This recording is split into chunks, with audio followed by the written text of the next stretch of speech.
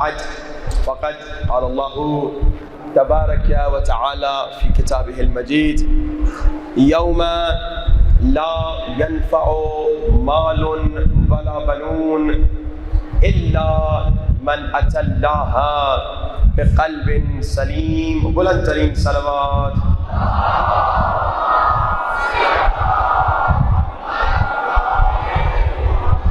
اذان واجب الاحترام خالق کائنات ارشاد فرما رہا ہے ایک دن ایسا آئے گا جب یہ دنیا کا پیسہ، یہ دنیا کا گھر، یہ دنیا کی دولت، یہ تمہارے بچے کوئی تمہارے کام نہیں آئے گا.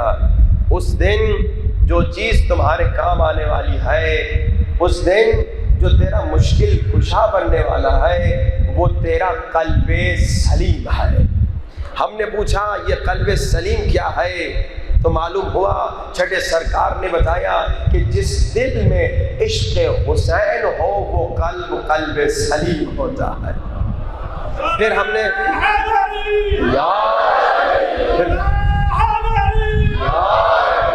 پھر گفتگو کو آگے بڑھاتے ہوئے کل گفتگو یہاں پہنچی کہ قلب سلیم کی ایک صفت وہ ہے جس میں عشق حسین ہو. قلب سلیم کی دوسری صفت کیا ہے؟ قلب سلیم کی دوسری صفت یہ ہے کہ اس میں ایمان ہوتا ہے. اور کل ہم جب ایمان کو تلاش کرنے نکلے کہ ایمان کیا ہے، ایمان کون ہے، تو اللہ کے رسول نے بتایا کہ علی کل ایمان ہے. آج گفتگو کو آگے لے جاتے ہوئے ایمان کے متعلق تھوڑی گفتگو کرتے ہوئے موضوع کو آگے لے چلتے ہیں. کل ہم نے آیت پڑھی تھی کہ جو ایمان کا انکار کرے گا اس کا عمل اس کے منہ پہ مارا جائے گا.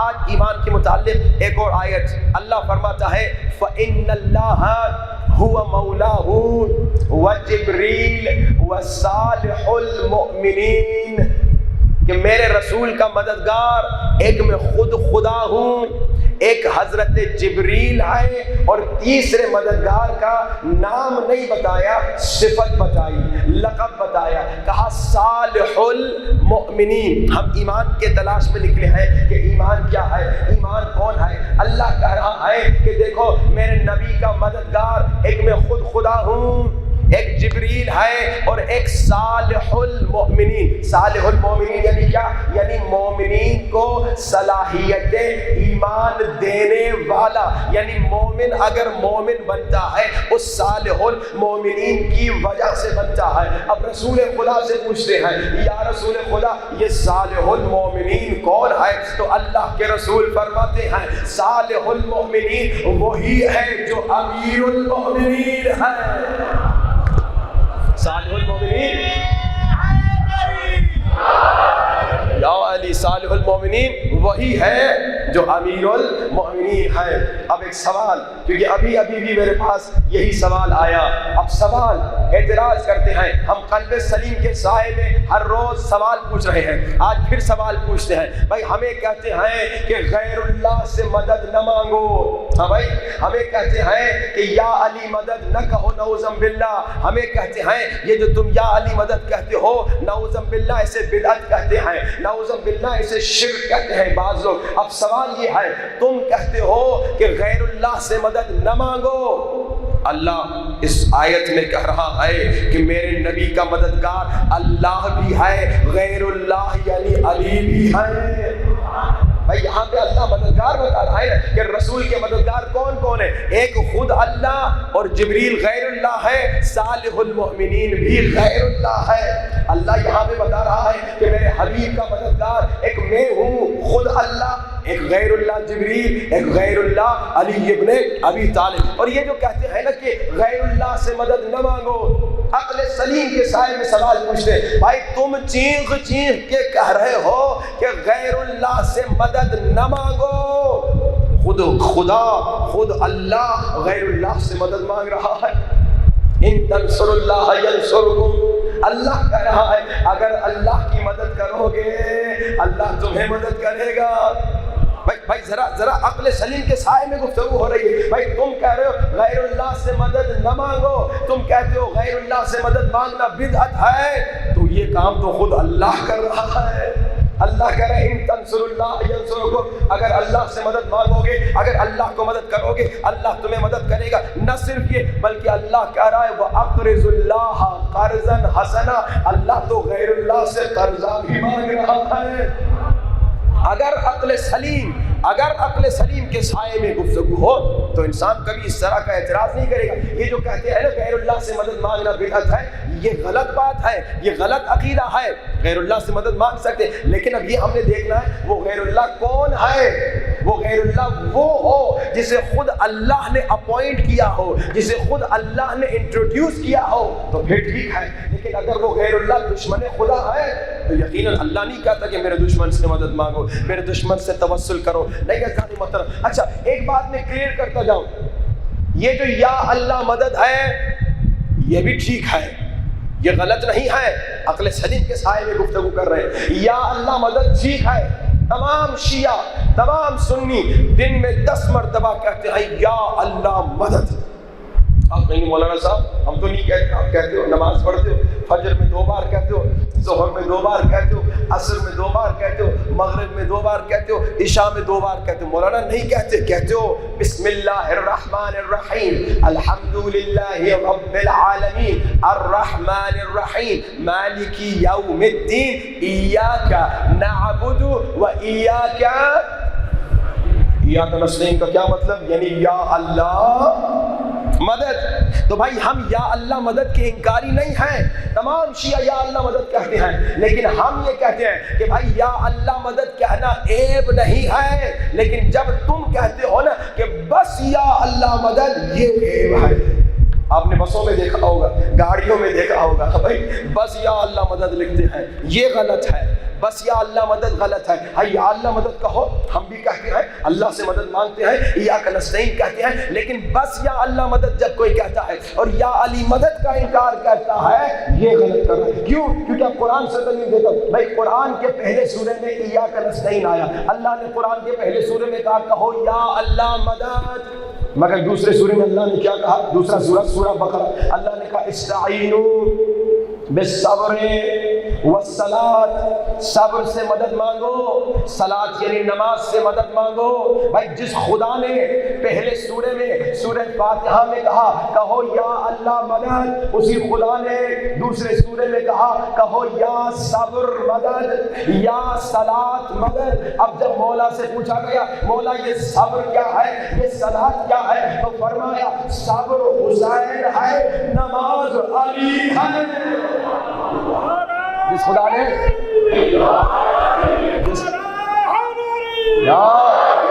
جس خدا نے پہلے سورے میں کہا کہ یا اللہ مدد کہو، اسی خدا نے دوسرے سورے میں کہا صبر سے مدد مانگو، نماز سے مدد مانگو، اور صبر حسین ہے، نماز علی ہے۔ اب میں ایک اور حدیث بھی آپ کو سناتا ہوں تاکہ آپ کو اور مزہ آ جائے۔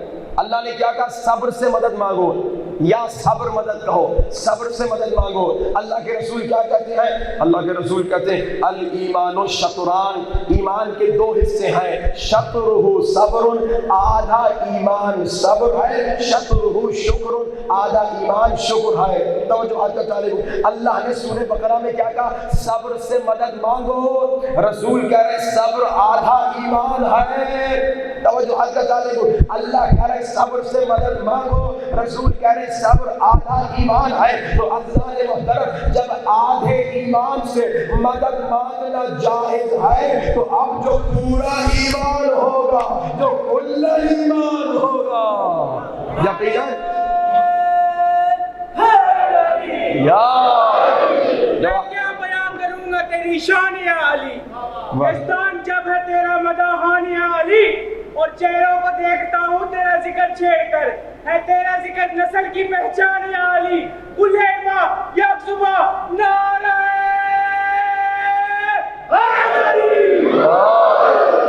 اللہ سلامت رکھے۔ اور ظالم محترم عقل سلیم کے سائے میں جب گفتگو ہوگی تو آپ نے دیکھا غیر اللہ سے مدد مانگنا بدعت نہیں ہے، غیر اللہ سے اللہ خود مدد مانگ رہا ہے، اور جہاں اللہ یا اللہ مدد کا حکم دے رہا ہے وہاں اللہ کہہ رہا ہے صبر سے مدد مانگو، اور صبر آدھا ایمان ہے، علی کل ایمان ہے۔ ظالم محترم مسلسل عقل سلیم کے سائے میں گفتگو ہو رہی ہے، کیونکہ عقل سلیم ہمیں قلب سلیم کی طرف لے جائے گا۔ میں نے کل بھی کہا تھا 120 کے قریب تقریباً سوالات ہیں جو ہم اپنے سنی بھائیوں سے جب پوچھیں، اگر ان میں تعصب نہ ہو تو وہ بھی کہیں لا الہ الا اللہ محمد رسول اللہ علی ولی اللہ وصی رسول اللہ وخلیفتہ بلا فصل۔ اگر یہ 120 سوال بغیر تعصب کے کوئی ہمارا اہل سنت کا بھائی پڑھے، ہم پیار اور محبت سے، کیونکہ عقل سلیم کا حکم یہی ہے کہ کبھی کسی سے لڑنا نہیں، کبھی کسی کی بے عزتی نہ کرنا، بلکہ پیار اور محبت سے ہم سوال پوچھتے ہیں کہ اے ہمارے سنی بھائی، مولا علی کی شان میں مولا علی کے لیے جنت سے آسمان سے ذوالفقار نازل ہوئی، حسنین کے لیے درزی بن کے جبریل کپڑے لے کر آئے، بی بی زہرا کے لیے انار نازل ہوا، تمہارے پہلے 3 خلیفوں کے لیے جنت سے کیا نازل ہوا؟ ہمیں معلوم نہیں، آپ بتاؤ ہم سوال پوچھتے ہیں، تم کہتے ہو کہ شیعہ حافظ قرآن نہیں، پہلی بات شیعہ حافظ قرآن ہیں، لیکن سوال یہ ہے کہ بھائی تمہارے 4 خلیفوں میں مولا علی کے علاوہ پہلے 3 خلیفوں میں کون کون حافظ قرآن تھا؟ ہمیں نہیں معلوم، تم ہمیں بتاؤ پیار اور محبت سے۔ اب پھر ہم سوال پوچھتے ہیں، بھائی تم لوگ کہتے ہو کہ بھائی پہلا تمہارا جو خلیفہ ہے، دوسرا جو تمہارا خلیفہ ہے، ان کا انتخاب پہلے خلیفے کا سقیفہ میں ہوا تھا۔ ایک پیار اور محبت سے سوال کر رہے ہیں۔ اب ہمارا سوال یہ ہے کہ جب تمہارے پہلے خلیفے کا انتخاب سقیفے میں ہوا تھا تو تاریخ بتاتی ہے وہاں پہ جھگڑا ہوا تھا، وہاں پہ ایک دوسرے کو مار پٹائی بھی ہوئی تھی، اصحاب نے آپس میں جھگڑا کیا تھا کہ بھائی ہمارا خلیفہ ہوگا، تمہارا خلیفہ ہوگا۔ ہمارا سوال یہ ہے پیار اور محبت سے کہ بھائی جب سقیفہ میں لڑائی ہو رہی تھی، جب جھگڑا ہو رہا تھا، تو یہ سارے فضائل جو آج تم اپنی کتابوں میں ہمیں دکھاتے ہو کہ ہمارے پہلے خلیفے کے یہ فضائل، ہمارے دوسرے خلیفے کے یہ فضائل، ہمارا پیار اور محبت سے سوال ہے کہ سقیفہ میں جب خلافت کے لیے لڑائی ہو رہی تھی، اس وقت تمہارے پہلے خلیفہ لوگوں کو یہ کیوں نہیں بتا رہے تھے کہ بھائی رسول نے میرے بارے میں یہ کہا، رسول نے میرے بارے میں یہ کہا، رسول نے میرے بارے میں یہ کہا، لہٰذا میں خلیفہ ہوں۔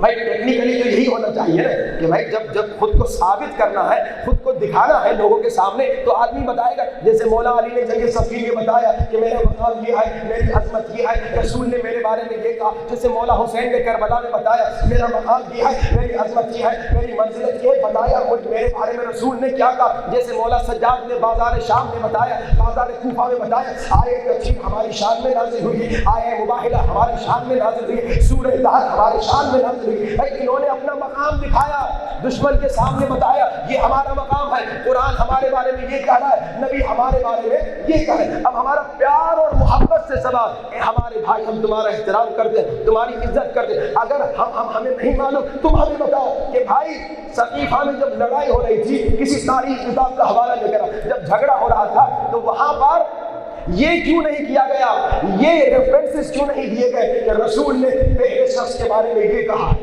تمہارے پہلے خلیفے کے بارے میں یہ کہا ہے، یہ کہا ہے، یہ کہا ہے۔ وہ سارے فضائل جو آج کتابوں میں دکھاتے ہو، اس وقت انہوں نے خود کیوں نہیں بتائے؟ سوال ہے ان کو کہنا چاہیے تھا مجھے خلیفہ انتخاب کرو کیونکہ میرے بارے میں رسول نے یہ کہا، میرے بارے میں رسول نے یہ کہا، لیکن انہوں نے تو نہیں کہا۔ اب آپ یہ جو باتیں بتا رہے ہیں، جب انہوں نے خود اپنے بارے میں نہیں کہی، جب انہوں نے خود اون نہیں کی، تو آپ کس بیس پہ کہہ رہے ہو؟ ہمارا سوال ہے۔ اچھا پھر سوال عقل سلیم کے سائے میں جوانوں پیار و محبت سے سوال پوچھ رہے ہیں۔ بھائی سوال ہمارے سنی بھائی کہتے ہیں کہ رسول خدا نے خلیفہ مقرر نہیں کیا، تبھی سقیفہ میں جا کے خلیفہ انتخاب ہوا۔ ہم سوال پوچھ رہے ہیں، جیسے میں نے پچھلی مرتبہ یہ سوال پوچھا آپ سے کہ بھائی پہلی بات ہمیں اس سوال کا جواب دو، رسول خدا کے دفن میں تمہارے پہلے 2 خلیفے آئے تھے یا نہیں آئے تھے؟ ہمیں تم ہی کہتے ہو نا 4 یار میں بتا چکا ہوں آپ کو کہ بھائی جب نعرہ بناؤ تو خیال سے نعرہ بناؤ، بھائی ایسا نعرہ بناؤ کہ تمہاری ماں بہن بھی وہ نعرے لگا سکے، ہمارے 4 یار، تمہاری ماں بہن کبھی نہیں کہہ سکے گی کہ ہمارے 4 یار۔ بھائی تم کہتے ہو کہ بھائی یار تھے۔ اب ہمارا پیار اور محبت سے سوال ہے، جب رسول خدا دفن ہو رہے تھے تو یہ یار کہاں پر تھے؟ ایک سوال ہے پیار اور محبت سے، یہ کہاں پر تھے؟ اور اگر تم آج کہتے ہو کہ بھائی آئے تھے جنازے میں، آئے تھے دفن میں، تو پھر مصنف ابن ابی شیبہ نے کیوں لکھا کہ نہیں آئے تھے؟ سوال ہے پیار اور محبت سے اس کا ہمیں جواب چاہیے. خدا را ہماری باتوں کو برا نہ مانو, ہم صرف ایک سوال پوچھ رہے ہیں, آپ ہماری اصلاح کر دو. اب سوال پوچھتے ہیں, آپ کہتے ہو رسول خدا نے خلیفہ انتخاب نہیں کیا. اب سوال پوچھتے ہیں اس کا کیا مطلب؟ یعنی خلیفہ انتخاب کرنا, انتخاب نہ کرنا آپ کے بقول رسول کی سنت ہے. آپ یہی کہتے ہیں نا کہ میں رسول خدا نے خلیفہ انتخاب نہیں کیا, یہ نہیں بتایا کہ میرے بعد کون خلیفہ ہے, میرا جانشین کون ہے. آپ کہتے ہیں یہ نہیں بتایا, کلیئرلی نہیں بتایا. آپ کہتے ہیں اچھا اگر رسول نے نہیں بتایا تو آپ کے پہلے خلیفے نے اپنے بعد والا خلیفہ کیوں انتخاب کیا؟ سوال ہے نا بھائی, اگر رسول کی سنت یہ ہے کہ میں خلیفہ انتخاب نہیں کرنا, سقیفہ میں انتخاب ہو, تو آپ کے پہلے خلیفے نے اپنے بعد والا خلیفہ کیوں انتخاب کیا؟ رسول کی سنت پہ چلتے آپ کی بقول. لیکن اب میرا سوال عقل سلیم کا سوال, عقل سلیم سوال کر رہا ہے. اے میرے پیارے بھائیوں, ایک سوال ہے, رسول خدا نے تمہیں برش کرنا سکھایا, یہ جو مسواک تم کرتے ہو کس سے سیکھا؟ رسول خدا سے سیکھا نا. رسول خدا نے مسواک کرنا, عطر جو لگاتے ہو رسول خدا نے کہا نا کہ عطر لگاؤ, تم میں سے خوشبو آئے, نماز میں عطر لگاؤ گے تو ثواب بڑھ جائے گا. یہ شلوار اوپر کرتے ہو, اب کہتے ہو کیوں؟ کہتے ہو رسول خدا کی سنت ہے. یہ داڑھی لمبی کرتے ہو, کہتے ہو کیوں؟ کہا رسول خدا نے سکھایا, رسول خدا نے کہا جی داڑھی اتنی رکھو. اچھا یہ ساری باتیں جب ہم پوچھتے ہیں مسواک کیوں کرتے ہو, کہتے ہو رسول نے سکھایا. رسول نے مسواک کرنا سکھایا, داڑھی کا اندازہ بتایا کہ کتنی داڑھی ہے. رسول خدا نے لیٹنے اور سونے کے آداب بتائے کہ سیدھی طرف سو تو کیا, الٹے طرف سو تو کیا. رسول نے چھوٹی چھوٹی باتیں بتائی. رسول نے یہ بھی بتایا کہ ٹوائلٹ میں جاؤ تو کون سا پاؤں رکھو, مسجد میں جاؤ تو کون سا پاؤں رکھو. اب میرا سوال ہے, عقل سلیم پوچھ رہا ہے, عقل سلیم کا سوال ہے, وہ نبی جو اتنی چھوٹی چھوٹی چیزیں بتا کر گیا, یہ کیسے ہو سکتا ہے اتنی بڑی چیز کہ میرے بعد میرا خلیفہ کون ہے بتائے بغیر چلا جائے؟ عقل سلیم.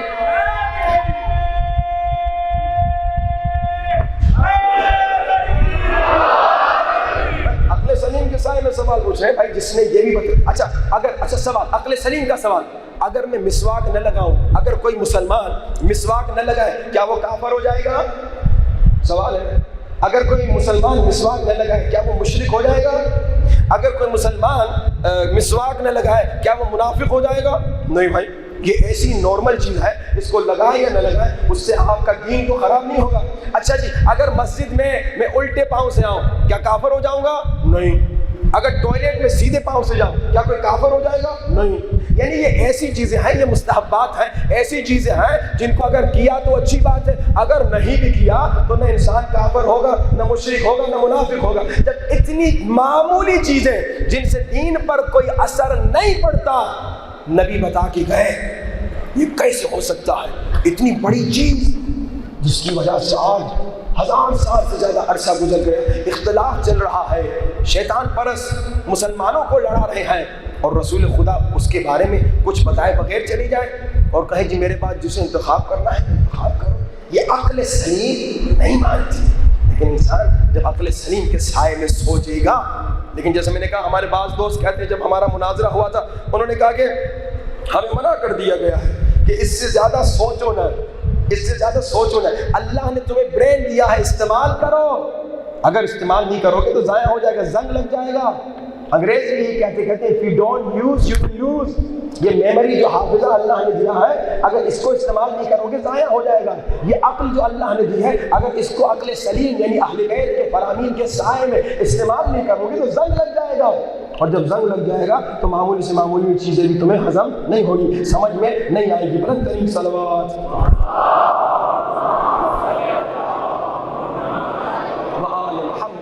ہم ہر روز عقل سلیم کے سائے میں سوال پوچھ رہے ہیں. انشاءاللہ 4 یا 5 دن باقی ہیں میرے خیال میں, تو یہ عقل سلیم کے سائے میں سوالات جو ہم پوچھ رہے ہیں بچوں کو سکھا دیں. اور اسی طرح یہ عقل سلیم ہمیں قلب سلیم کی طرف لے جاتا ہے. قلب سلیم کیا ہے؟ عشق حسین. عقل سلیم کیا ہے؟ عشق علی. عقل سلیم اور قلب سلیم یہ دونوں تمہیں در اہل بیت پر لے کر آئیں گے. عقل سلیم سے مراد ہمارا اپنا انڈیپینڈنٹلی عقل نہیں ہے. میں نے آپ کو ابو حنیفہ کا واقعہ سنایا تھا کہ بھائی عقل سلیم سے مراد یہ نہیں کہ ہم اپنی عقل کو بغیر اہل بیت کے سپورٹ کے استعمال کریں، بلکہ عقل سلیم یہ ہے یعنی اپنی عقل کو علی کی عقل سے کنیکٹ کر دو، عقل سلیم یعنی اپنی عقل کو نبی کی عقل سے کنیکٹ کر دو، عقل سلیم یعنی اپنی عقل کو قرآن سے کنیکٹ کر دو۔ اب عقل سلیم کہتا ہے اے انسان 2 روپے کی خاطر 2 لاکھ کا نقصان عقل مند نہیں کرتا۔ عقل سلیم کہہ رہا ہے کہ بھائی دنیا کی 2 منٹ کی لذت کی خاطر عقل سلیم کہتا ہے ایسا کام نہ کرو جس میں تمہیں تباہی ہو۔ کتنے جوان بیچارے آئے جو روتے ہیں، کہتے مولانا 2 منٹ کی لذت کی خاطر ہم گناہ کی طرف چلے گئے، مولانا اب HIV ہو گیا ہے، اب ایڈز ہو گیا ہے، یہ 2 منٹ کی لذت تھی۔ نفس امارہ نے انہیں ڈیکوریٹ کر کے گناہ دکھایا، اٹریکٹ کر کے گناہ دکھایا، اب وہ ایسی بیماری میں مبتلا ہو گئے نہ شادی کر سکتے ہیں نہ بچے ہو سکتے ہیں۔ کئی بیچارے تو شادی شدہ تھے، دھوکے میں آگے نفس امارہ کے، اب پریشان ہو کر کہتے مولانا کیا کریں، بیوی کو بتائیں تو بھی پریشانی، نہ بتائیں تو بھی پریشانی کہ HIV ہو گیا ہے۔ یہ کیوں ہوا؟ 2 منٹ کی غلطی، 2 منٹ کی ظاہری ٹیمپرری لذت۔ عقل سلیم کہتا ہے اے انسان ذرا عقل کو استعمال کرو، یہ 2 منٹ کی لذت کی خاطر خود کو تباہ نہ کرو۔ وہ میں نے واقعہ جو آپ کو مثال دی تھی، عقل سلیم کہتا ہے تو کنویں میں لٹکا ہوا ہے، یہ رسی بھی کٹ رہی ہے، چوہے کاٹ رہے ہیں، نیچے اژدہا منہ کھول کے کھڑا ہے، تو شہد کو دیکھ کر مست ہو گیا ہے، تیرا مقصد شہد نہیں ہے، جلدی اوپر نکل، یہ تیرا مقصد۔ عقل سلیم کہتا ہے جب تو لٹکا ہوا ہے جلدی نکل، مگر نفس امارہ کیا کرتا ہے؟ وہ دنیا کی حرام لذتوں کو ڈیکوریٹ کر کے پیش کرتا ہے۔ گناہ کیوں کرتے ہیں ہم؟ جوان گناہ کیوں کرتا ہے؟ کیونکہ نفس امارہ گناہ کو ڈیکوریٹ کر کے پیش کرتا ہے۔ اگر عقل سلیم کے سائے میں دیکھیں گے تو گناہ نہیں کریں گے۔ آج میں آپ کو ایک کمال کا واقعہ سناتا ہوں۔ ایک شخص آیا 8ویں سرکار کے پاس، امام علی رضا علیہ السلام،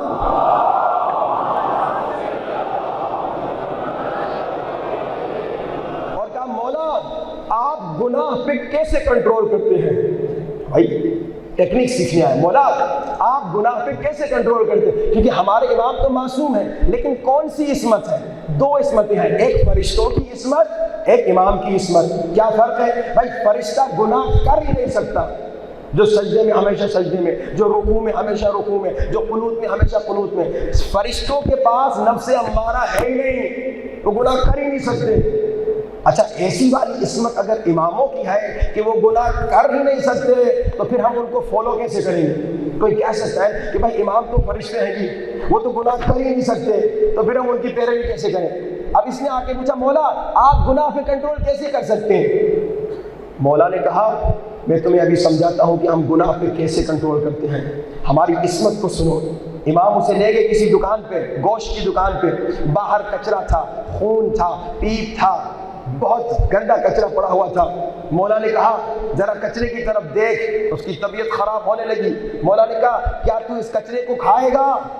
تو نے کہا مولا میں اس کچرے کو کھانے کا سوچوں گا کہ نہیں۔ اب یہ عقل سلیم، آپ کیا کچرا کھائیں گے؟ آپ باہر چلے جائیں، کچرے کے ڈبے کو دیکھیں، خود سے سوال پوچھیں کیا یہ کچرا کھاؤ گے؟ آپ کو گھن آئے گی، طبیعت خراب ہوگی، نہیں میں یہ کچرا نہیں کھاؤں گا، میں کچرے کو کھانے کا سوچوں گا بھی نہیں۔ امام نے کہا ہم ایسے گناہ پہ کنٹرول کرتے ہیں، ہم گناہ کی غلاظت کو دیکھتے ہیں تو ہم گناہ کرنے کا خیال بھی نہیں کرتے۔ یہ ہے امام میسج دے رہے ہیں، لوگوں اگر تم گناہ سے بچنا چاہتے ہو، اگر نفس امارہ کو شکست دینا چاہتے ہو تو علم اہل بیت میں نے کیا کہا، نفس کو شکست دینے کے لیے ایک علم ہے اور عمل، ان کی ضرورت ہے۔ اب علم اہل بیت بتا رہا ہے اے انسان گناہ کی غلاظت کو دیکھو۔ آپ کے سامنے اگر کچرا گوبر پڑا ہو کیا کھائیں گے؟ کھانے کا سوچیں گے بھی نہیں۔ کیوں بھائی؟ کیونکہ نظر آ رہا ہے اب نفس امارہ دھوکہ دیتا ہے، اسی گوبر پہ پھول رکھ دیتا ہے اور آپ کو کہتا ہے کھاؤ۔ یہ نفس امارہ کا دھوکہ ہے، اندر گوبر ہے، اندر کچرا ہے، اندر غلاظت ہے، اندر نجاست ہے، لیکن شیطان کہتا ہے اب اسے کھاؤ، اب گناہ کی طرف لے جاتا ہے۔ اب عقل سلیم کہتا ہے اے انسان یہ 2 منٹ کی لذت کی خاطر دھوکے میں نہ آنا، غلاظت دیکھو گناہ کا، نقصان دیکھو گناہ کا، خود کو بچاؤ 2 منٹ کی لذت کی خاطر۔ کتنے لوگ گمراہ ہو گئے۔ عقل سلیم کے سائے میں جب انسان زندگی بسر کرے گا تو اس کی زندگی قلب سلیم کی طرف جائے۔ عقل سلیم کہتا ہے اے لڑکی، اے عورت، اے ماں، اے بہن، نامحرم کے سامنے ننگے سر نہ آنا۔ عقل سلیم کہتا ہے، عقل سلیم کہتا ہے اپنے بالوں کو کھول کے نامحرم کے سامنے نہ آنا، ٹائٹ کپڑے پہن کے نامحرم کے سامنے نہ آنا، میک اپ کر کے نامحرم کے سامنے نہ آنا۔ عقل سلیم کہتا ہے کیوں؟ کیونکہ اے بہن، اے ماں، اے بیٹی، تیری ویلیو بہت زیادہ ہے، لیکن نفس ہمارا دھوکہ دیتا ہے۔ ایک بیچاری بچی تھی، افریقہ کا واقعہ، ہم گئے تھے تو اس نے خط لکھ کے بھیجا، مسائل جب پوچھتے ہیں تو اس نے کہا مولانا آپ کہتے ہیں کہ حجاب ٹائٹ کرو، آپ کہتے ہیں کہ نامحرم سے نہ ملو، تو پھر ہماری شادی کیسے ہوگی؟ اب یہ بیچاری بچیاں پوچھتی ہیں، کہتی ہیں اگر ہم بالکل ہی لڑکوں سے نہ ملیں، لڑکوں سے بات نہ کریں، ننگے سر نہ پھریں، خود کو خوبصورت کر کے باہر نہ جائیں، تو کوئی لڑکا ہمیں پسند کیسے کرے گا؟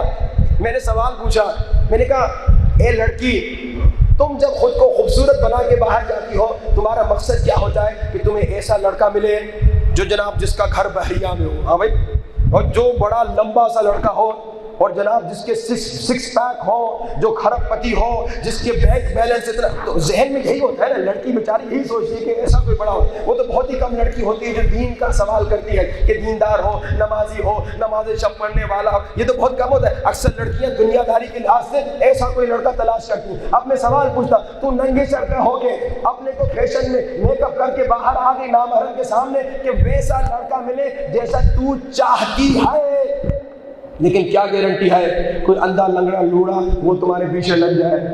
کیا گارنٹی ہے؟ تمہیں تو سبھی دیکھ رہے ہیں نا، وہ بھی دیکھ رہا ہے جو تو سمجھ رہی ہے، لیکن ہزار دوسرے بھی دیکھ رہے ہیں۔ کیا پتا تمہیں کہ کوئی بدماش تیرے پیچھے لگ جائے جو تیری زندگی کو تباہ کر دے۔ کتنی لڑکیوں کی زندگیاں تباہ ہو گئی جب بدماش ان کے پیچھے لگے، جب بدماشوں نے ان کا ریپ کر لیا، جب بدماشوں نے ان پہ ظلم کر لیا۔ یہ کیسا ہوا؟ انہوں نے اس کا حسن دیکھا، شیطان پرست تھے، نفس پرست تھے، انہوں نے بچی پہ، لڑکی پہ ظلم کر دیا۔ اب تیرا مقصد تو وہ تھا کہ ہینڈسم ملے، کوئی لمبا ملے، کوئی بحریہ میں رہنے والا ملے، کوئی سکس پیک والا ملے، لیکن تمہارے ساتھ تو ظلم ہو گیا۔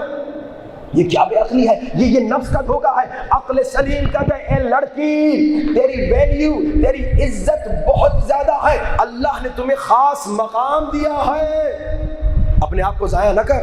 میں آپ کو ایک مثال دوں، آپ سونے کی دکان میں جاتے ہوں گے، ضرور جاتے ہوں گے۔ اب سونے کی دکان میں جب آپ جاتے ہیں تو کیا دیکھتے ہیں؟ سونے کا دکان جو ہے باہر سے لاک ہوتا ہے، اندر سے آدمی دروازہ کھولتا ہے۔ کیوں؟ اندر خاص چیز ہے، اندر ویلیبل چیز ہے، اندر قیمتی چیز ہے۔ پھر اندر بھی جاتے ہیں سونے کی دکان میں تو آلو پیاز ٹماٹر کی طرح سونا نہیں پڑا ہوتا کہ ہاتھ جو چاہے لگائے۔ اب آپ آلو پیاز ٹماٹر لینے جاتے ہیں ایسے ہی پڑے رہتے، جو ہاتھ لگائے، جو اٹھائے۔ اب لیکن سونا جب آپ لینے جاتے ہیں وہ شیشے کے پیچھے چھپا ہوتا ہے، یہ دوسری پروٹیکشن۔ کیوں؟ کیونکہ سونا ہے، اس کی قیمت ہے، اس کی ویلیو ہے، اس کی عزت ہے، جو ہر ایک کے ہاتھ میں نہیں آ سکتا۔ وہ سونار بھی تب لاتا ہے جب آپ اس کو یقین ہوتا ہے کہ آپ چور نہیں ہیں، آپ ڈاکو نہیں ہیں۔ اچھا، پھر آپ سونار کے پاس چلے گئے، آپ نے بڑا اسپیشل ڈائمنڈ کہا چاہیے، کمال کا میگا ڈائمنڈ آپ نے کہا چاہیے، وہ وہاں شیشے میں بھی نظر نہیں آتا، وہ اندر صندوق میں چھپا ہوا ہوتا ہے۔ کیوں؟ کیونکہ اس کی قیمت بہت زیادہ ہے، وہ ہر ایک کو نہیں دکھاتا، صرف اسے دکھاتا ہے جس پر یقین ہوتا ہے کہ یہ اس کا اصلی سچا خریدار ہے، کیونکہ اس چیز کی ویلیو ہے، اس کی قیمت ہے، اس کی عزت ہے۔ تو اے میری بہن، اے میری بیٹی، اے میری ماں، تیری عزت اسلام کہہ رہا ہے، عقل سلیم کہہ رہا ہے، تیری عزت ڈائمنڈ سے زیادہ ہے۔ جو چیز جتنی قیمتی اتنی چھپی ہوئی، سونا قیمتی اندر شیشوں میں بند، ڈائمنڈ قیمتی اندر صندوق میں چھپا ہوا، کیونکہ چور بہت زیادہ ہے، ماحول چوروں سے بھرا ہوا ہے۔ پاکستان میں تو ماشاءاللہ ہر جگہ پہ چور ہے، ہر جگہ پہ چور ہے، ہر فیلڈ میں چور ہے، بھائی چوروں سے ماحول بھرا ہوا ہے، تمہاری قیمت ڈائمنڈ سے زیادہ ہے۔ اپنے آپ کو بچا، یہ حجاب تجھے عزت دیتا ہے، یہ حجاب تمہیں ویلیو دیتا ہے، یہ عقل سلیم کا پیغام ہے۔ لیکن آپ ابھی باہر نکلیے، ہزاروں پتھر زمین پہ پڑے ہوئے ہیں، ہزاروں پتھر، نارمل پتھر، آپ تھوکیں گے اس پہ تھوک گرے گی، کتا گزرے گا پیشاب کرے گا اس پتھر پہ پیشاب گرے گا، ایسا ہی ہے نا، یہ معمولی پتھر ہے۔ اے لڑکی جو خود کو بے حجاب آ کے ڈیکوریٹ کر کے نامحرم کے سامنے لا رہی ہے، تو گویا عمل سے بتا رہی ہے کہ تیری ویلیو ایک معمولی پتھر کی مانند ہے، جو گزرے گا تجھے دیکھے گا، جو گزرے گا تجھ سے مزہ لے گا۔ نہیں، تیری عزت یہ ہے، تیری ویلیو یہ ہے کہ بس وہ جو صرف تمہیں چاہتا ہے اور تمہارے ساتھ شادی کرنا چاہتا ہے، وہ صرف تمہیں دیکھے، وہ صرف تم سے مزہ لے، نہیں کہ پورا شہر اور پورا ملک تمہیں دیکھے اور تم سے مزہ لے۔ عقل سلیم یہ کہتا ہے۔ لیکن جب انسان کا عقل سلیم نہیں ہوتا، جب کسی لڑکی یا کسی عورت کا عقل سلیم نہیں ہوتا، ننگے سر گھومتی ہے بے حجاب، اپنی ویلیو اپنی قیمت نہیں سمجھی. میں نے آپ کو پہلی مجلس میں کہا تھا، جب انسان اپنا اسٹیٹس اپنا مقام سمجھ لے بہت سارے کام نہیں کرتا.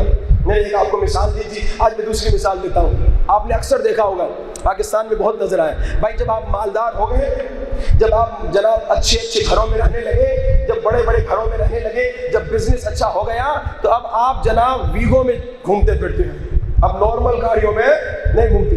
یہ نارمل گاڑی کا نام کیا ہے پاکستان کی؟ کوئی نارمل گاڑی؟ ہاں جی، مہران.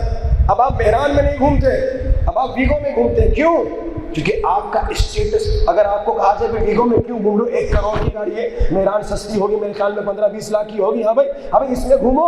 نہیں بھائی، اب میں مالدار ہو گیا ہوں، اب میں بزنس مین ہو گیا ہوں، اب میرا اسٹیٹس ہے، اب میری عزت ہے، اب میرا مقام ہے، اب میں نارمل گاڑیوں میں نہیں گھوموں گا. بھائی دنیا میں آپ جب اپنے اسٹیٹس کا خیال کرتے ہیں تو کیا کرتے ہیں؟ کئی لوگوں کو میں نے دیکھا بڑے بڑے برانڈڈ جگہوں سے جا کے خریدتے ہیں، عام جگہ سے کپڑا نہیں خریدتے. بھائی وہی کپڑا 1000 روپے کا ہوتا ہے، یہ 15,000 روپے دیتے ہیں. ہم کہتے ہیں بھائی کیا بات ہے، آپ وہی کپڑا سیم کوالٹی 15,000 کیوں دے؟ کہتے ہیں بھائی ہمارا مقام ہے، ہمارا اسٹیٹس ہے، ہم ایسی چھوٹی جگہوں پہ نہیں جاتے، ہم وہاں جاتے ہیں جہاں پہ ہمارے اسٹیٹس کے لوگ ہیں. بھائی دنیا کے لحاظ سے تو اتنا اپنے اسٹیٹس کا خیال کر رہے ہو. اللہ کرے اے لڑکی، اے عورت، اے بیٹی، اے ماں، اے بہن، تیرا مقام، تیرا اسٹیٹس بہت زیادہ ہے. اللہ نے بہت بڑا مقام دیا ہے.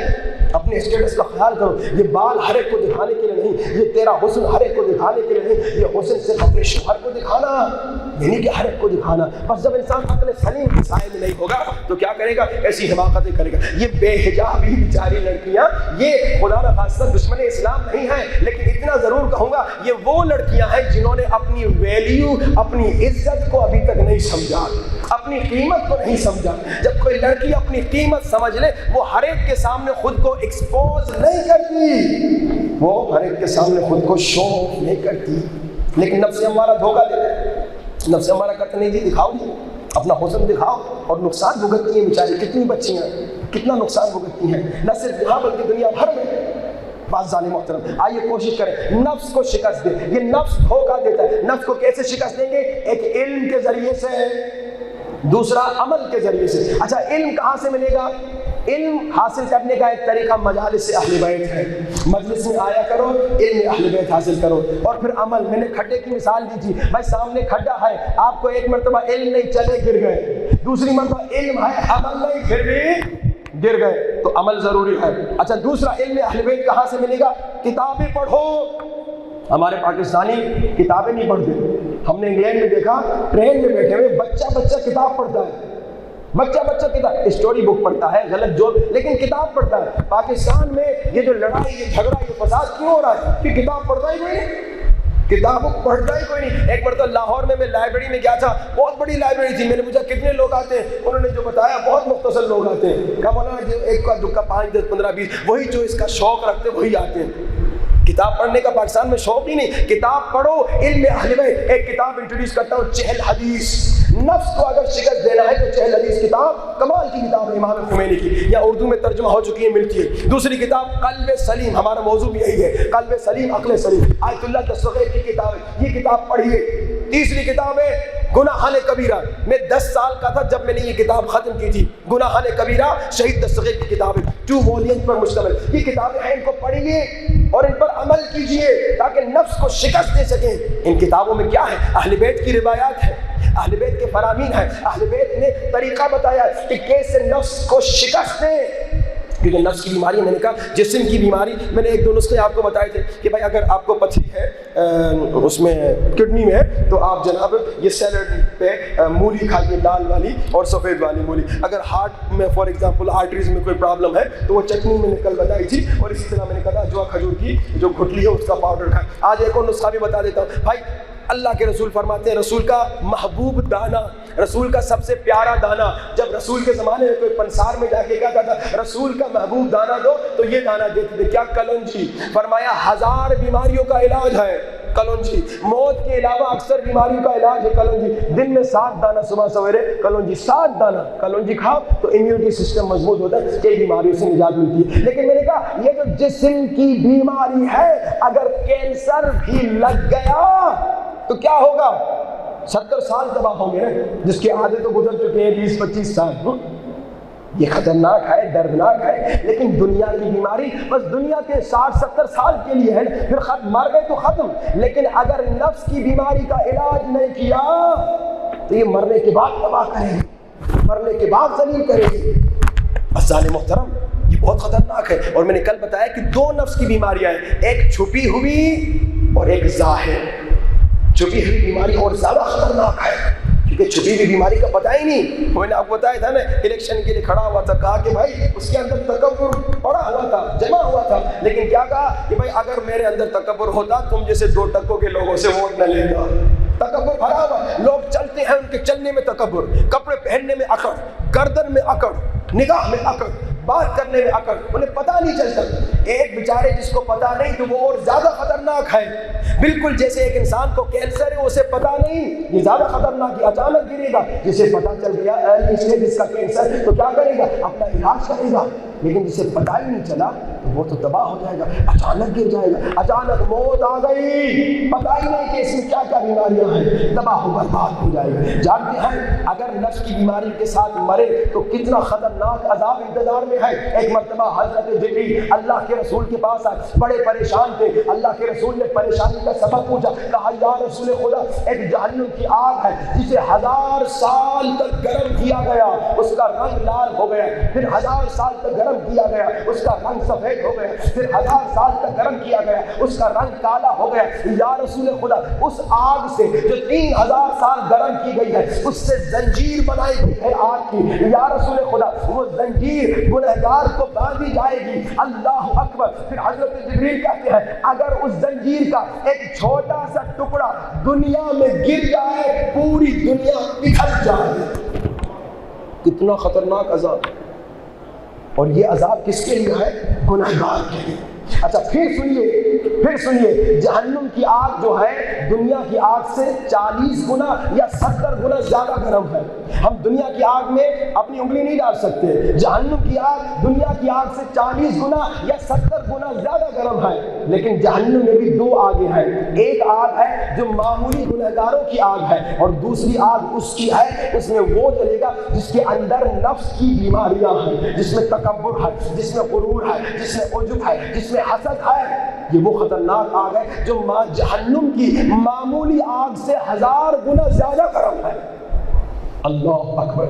اب اگر یہاں میں علاج نہ کروں، جیسے میں نے کہا دنیا میں بیماری لگ گئی تو 70 سال بعد مر جاؤں گا، 80 سال بعد مر جاؤں گا، لیکن وہاں کیا حشر ہوگا؟ ایسی زنجیر میں باندھا جائے گا جو 3000 سال کی آگ ہے، ایسی زنجیر میں باندھا جائے گا جس کا ایک حصہ اگر دنیا میں گر جائے تو دنیا پگھل جائے. اللہ اکبر. آئیے کوشش کریں. آج میری کوشش تھی کہ ایک بیماری کی طرف اشارہ کروں، لیکن وقت بہت قریب ہے. کل سے انشاءاللہ ایک خطرناک بیماری کی طرف اشارہ کروں گا اور اس کے سمٹمز بتاؤں گا، نشانیاں بتاؤں گا. آپ خود جا کے دیکھیں. جس میں ڈاکٹر کے یہاں جاتے ہیں وہ آپ سے سمٹم پوچھتا ہے، سر میں درد ہے، آنکھ میں درد ہے، زبان میں درد ہے، گلے میں درد ہے، پھر کیا کہتا ہے اس کا مطلب یہ ہے کہ تمہیں فلاں بیماری ہے. اب میں سمٹمز بتاؤں گا انشاءاللہ. اگر ہو سکتا 2 بیماریاں انشاءاللہ، ورنہ ایک بیماری پر گفتگو ہوگی. اور آپ دیکھیں اگر آپ کے اندر وہ ہے سمٹم تو آپ اپنے اندر سے نکالیں تاکہ اس نفس کی بیماری سے نجات ملے. اور نفس کی بیماری کے میں نے کیا کہا؟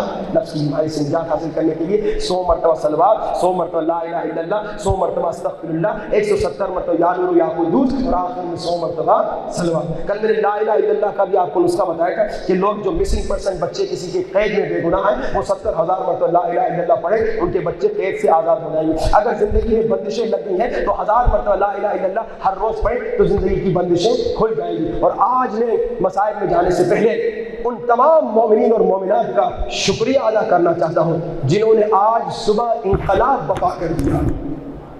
مجھے بھی حیرت تھی کیونکہ آج تک میرے تجربے کے مطابق گاؤں میں، چھوٹے شہروں میں مومنین عشق امام میں ہمیشہ آگے نظر آتے تھے.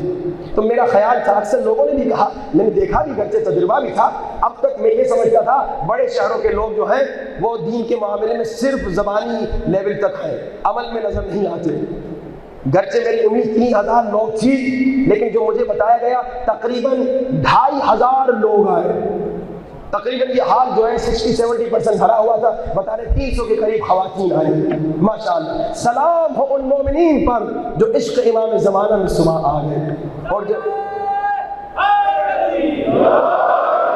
یہ بہت بڑی عطا ہے. وہ اپنی مرضی سے نہیں آئے تھے، انہوں نے امام زمانہ کی دعوت پہ لبیک کہا، کیونکہ امام زمانہ کی دعا ندبہ تھی، کسی کی باپ دادا کی نہیں تھی، امام زمانہ کی تھی. اس امام کی دعا میں آئے اور انہوں نے آ کر امام کو خوش کیا. مولا انہیں خوش کرے، مولا انہیں خوشیاں دے. اور جو نہ آ سکے اللہ کرے کہ انشاءاللہ آئندہ اس طرح کی دعائیں ندبہ کے پروگراموں میں ضرور آئیں. اور سلام ان بہنوں پہ جن بیچاروں کو نظر نیاز بھی نہیں ملا، اور سم ریزنز ٹیکنیکل ریزنز تھیں جس کی وجہ سے نظر نیاز نہ پہنچ سکا بیچاری ماں اور بہنوں کو، لیکن پھر بھی بیچاری آئی اور اپنے چھوٹے چھوٹے بچوں کو لے کر آئی. اللہ سلامت رکھے ان تمام مومنین کو جو عشق امام میں، جنہوں نے امام زمانہ سے وفاداری دکھائی.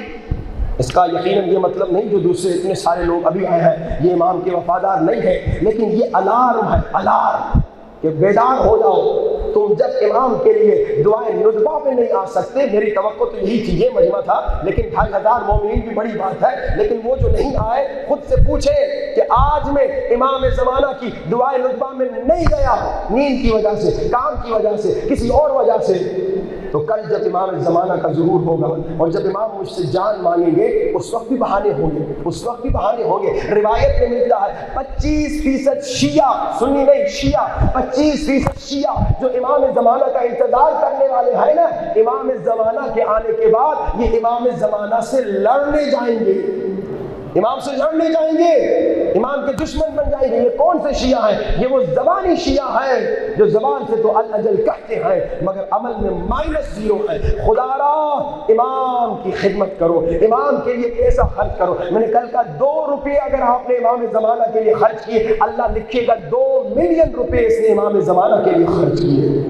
اور امام زمانہ کی منتظرین کی جو صفات ہیں، امام زمانہ کا انتظار کرنے والوں کی جو صفات ہیں، ان میں سے ایک صفت کیا ہے کہ امام کا انتظار کرنے والا امام کے لیے زیادہ سے زیادہ صلوات پڑھتا ہے. اب وہ مومنین جو صلوات پڑھ کے آئے ہیں، آج 500 صلوات امام زمانہ کو ہدیہ کر کے آئے ہیں، وہ ہاتھ اٹھائیں. کیا بات ہے، سامنے والے صلوات پڑھ رہے، پیچھے والے نہیں پڑھ رہے. ہاں جی، پیچھے والے آتے بھی دیر میں ہیں. اللہم وآل محمد وعجل فرج. میں نے آپ کو کہا صلوات کا مجھے کوئی فائدہ نہیں ملے. آج تعداد کم ہو گئی، آج تعداد کم ہو گئی، نہیں معلوم کیا وجہ ہے. 40 دن کا وعدہ کیا تھا، وعدہ پورا کرنا ہے. آج پھر میں آخری مرتبہ دوبارہ سے وعدہ لیتا ہوں، جنہوں نے پہلے وعدہ کیا تھا وہ بھی ہاتھ اٹھائیں، اور جو نئے آئے ہیں امام زمانہ کو 40 دن تک جو مومن ہر روز 500 مرتبہ صلوات ہدیہ کرے گا وہ ہاتھ اٹھا کے وعدہ کرے. پچھلے والے بھی اٹھائیں، جو نئے لوگ ہیں وہ بھی اٹھائیں. بھائی وعدہ کرنے کے لیے تو سب کے ہاتھ اٹھتے ہیں، عمل کے میدان میں سب کم نظر آتے ہیں. نعرہ حیدری. بس کل میں آخری بار پوچھوں گا، امید ہے کہ سارا مجمع ہاتھ اٹھا کے کہے کہ ہم نے امام زمانہ کو آج 500 مرتبہ صلوات ہدیہ. آئیے، آپ امام کے انتظار کرنے والے ہیں نا، تو امام کے انتظار کرنے والے کی کچھ ڈیوٹیز ہوتی ہیں. آپ کی ڈیوٹی کیا ہے؟ آپ کی ڈیوٹی یہ ہے کہ امام کے لیے لوگوں کو تیار کریں. جب آپ خود ہی تیار نہیں ہوں گے تو پھر دوسروں کو کیا تیار کریں گے؟ بھائی آپ کے گھر میں اگر میں آج آ گیا اور آپ نے کہا میرے گھر میں آج مہمان آنے والا ہے، بڑا عزت دار مہمان آنے والا ہے، بڑا محبوب مہمان آنے والا ہے، اور میں آپ کے گھر میں دیکھوں کچرا صفائی نہیں کی، کھانا کچھ تیار نہیں کیا، اور آپ کے آدھے گھنٹے میں مہمان آ رہا ہے، تو اب یہ سچا انتظار ہے یا جھوٹا؟ ہر عقل مند کہے گا کہ بھائی اگر تو مہمان کے انتظار میں ہے، اگر مہمان تیرا محبوب ہے تو گھر کو صاف کرو، کوئی کھانا پکاؤ، کوئی تیاری کرو. اب سوال ہے شیعوں، امام زمانہ کے لیے کیا تیاری ہے؟ ایک 500 صلوات جو کہ آدھے گھنٹے کا کام میں نہیں پڑھ سکتے، اور کیا تیاری کی ہے؟ ایک اور بات میں بتاؤں اور زحمت تمام، امام زمانہ کا ہر روز صدقہ نکالا کرو. ہر روز 1 روپیہ، 10 روپیہ، 100 روپیہ، جتنا ہو سکتا ہے اپنے صدقے کے ساتھ امام زمانہ کا صدقہ نکالا کرو. اور دوسری بات کہ صبح سویرے جب اٹھو نا جیسے آنکھ کھلے امام زمانہ کو سلام کرو، اور رات کو جب سونے لگو نا تکیے پہ سر رکھو تو امام زمانہ کو شب بخیر کہو، سلام کرو۔ اگر یہ عادت بن جائے، یعنی دن کا آغاز امام کو سلام کر کے اور رات کو بھی سوتے ہوئے امام کو سلام کرتے سو، گویا امام کو بتاؤ مولا میں آپ کی یاد میں ہوں۔ ہمارا حال کیا ہے؟ 1440 منٹ ہے دن میں، اور اس میں سے ہم 30 منٹ بھی امام زمانہ کی یاد میں نہیں، 3 منٹ بھی امام زمانہ کی یاد میں نہیں۔ کتنے سالوں سے مومنین مجالس میں آ رہے ہیں، عشرہ محرم میں آ رہے ہیں، لیکن افسوس عشرہ محرم میں دعائے نجوہ نہیں پڑھتے جمعے کے دن۔ لیکن اب یہ سنت آغاز ہو چکی ہے انشاءاللہ کہ یہ ہمیشہ ہر عشرہ محرم میں، کم سے کم پہلے عشرہ محرم میں ایک کمال کی بڑی دعائے نجوہ اسلام آباد میں ہو، جس میں ہزاروں لاکھوں کی تعداد میں مومنین آئے اور امام زمانہ کو غصہ دے۔ سینے پہ ہاتھ رکھیے، آنکھوں کو بند کیجئے، تصور کیجئے کربلا میں ہیں، سب مل کے مولا کو سلام کیجئے۔ السلام علی الحسین وعلی علی ابن الحسین وعلی اولاد الحسین اصحاب۔ اتنا بڑا مجمع بلند آواز سے مولا کو سلام کرو۔ السلام علی الحسین وعلی علی ابن الحسین وعلی اولاد الحسین وعلی۔ میرا سلام کا ترجمہ آج میں صاحب نہیں پڑھ سکوں گا، میرا وقت ختم ہونے والا ہے۔ میرا سلام اس حسین پر، سلام کا ترجمہ سنو۔ میرا سلام اس حسین پر جس کے بابا نے اپنے قاتل کو شربت پلایا، اسی علی کا بیٹا پیاسا مارا گیا۔ میرا سلام وعلی علی ابن الحسین، میرا سلام اس سجاد پہ جو جب مدینہ واپس آیا، کربلا کے بعد جب پانی پہ نظر پڑتی تھی رو کے کہتا تھا ہائے اسد۔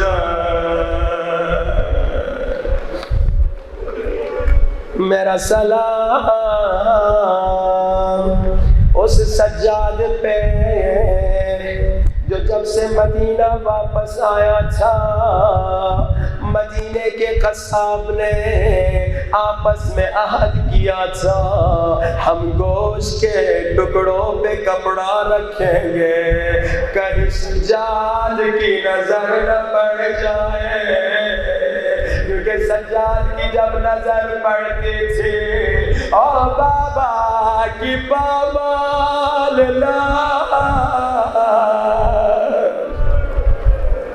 بابا کی پامال یا لاش یاد آتی تھی۔ میرا سلام اس سجاد پہ جو جب مدینے میں کسی کو حیوان ذبح کرتا دیکھتا تھا، دوڑتا جا کے اس کے ہاتھوں کو پکڑتا تھا اور پوچھتا تھا کیا تو نے اسے پانی پلایا ہے یا نہیں؟ وہ مسلمان روتا تھا، کہتا تھا مولا میں مسلمان ہوں۔ اللہ کے رسول نے کہا حیوان کو ذبح کرنے سے پہلے پانی پلاؤ۔ سجاد کربلا کا رخ کرتے تھے، بابا لوگ حیوانوں کو پانی پلاتے ہیں،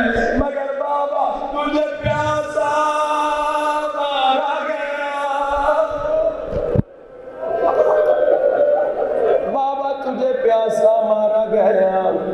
ایک روایت کی طرف اشارہ اور زحمت تمام. جانتے ہو حسین کو کیسے پیاسا مارا گیا؟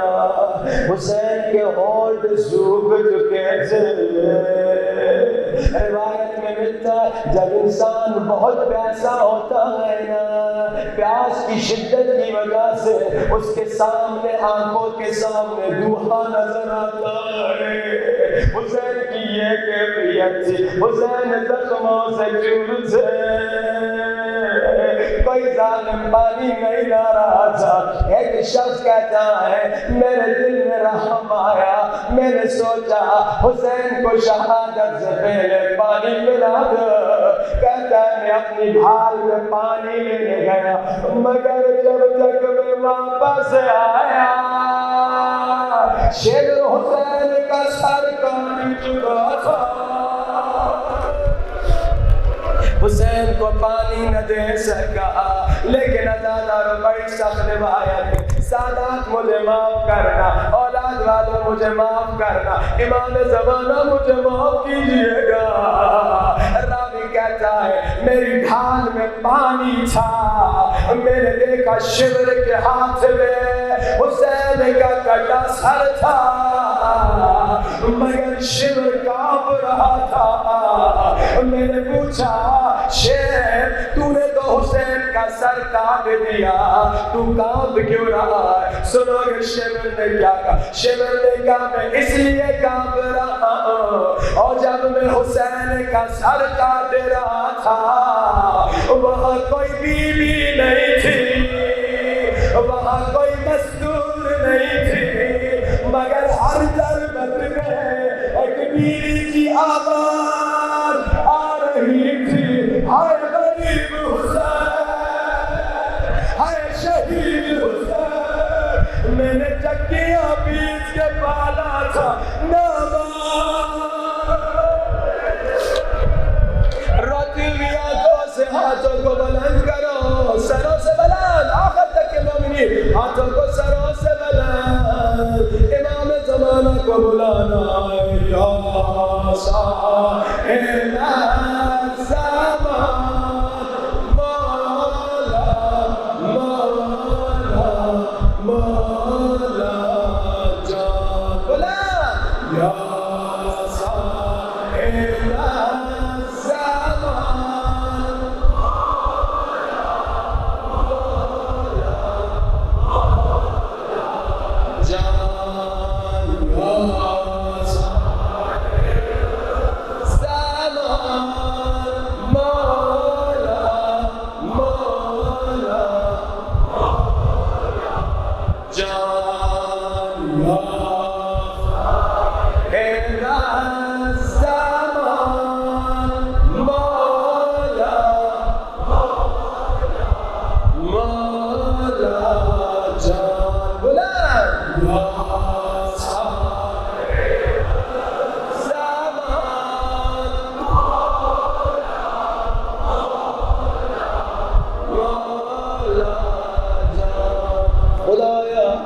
امام زمانہ کی زیارت نصیب فرما، ہمیں امام زمانہ کا عشق اور اطاعت نصیب فرما.